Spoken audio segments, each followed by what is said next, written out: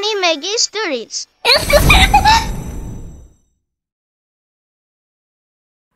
माता सीता जन्माष्टमीको सबैलाई शुभकामना।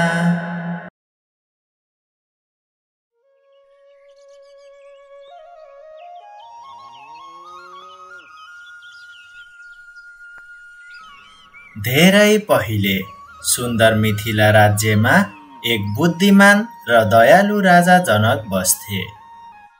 सब थोक हुँदाहुँदै पनि राजा जनक दुखी थिए, किनभने उनको सन्तान थिएनन्।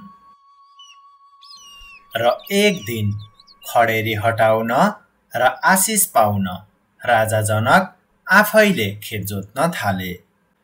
र अचानक जमिन चिरियो र त्यहाँबाट एउटा सुनौलो पेटिका निस्कियो। उज्यालोले चम्किए कि भित्र एक दिव्य नानी थिइन्।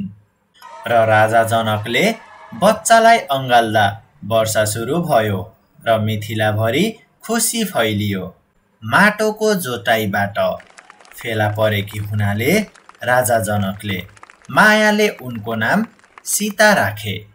र यी दिव्य नानी साधारण थिइनन्, उनी आफै लक्ष्मी माता थिइन्, जो श्रीरामको पत्नी बन्न जन्मेकी थिइन्।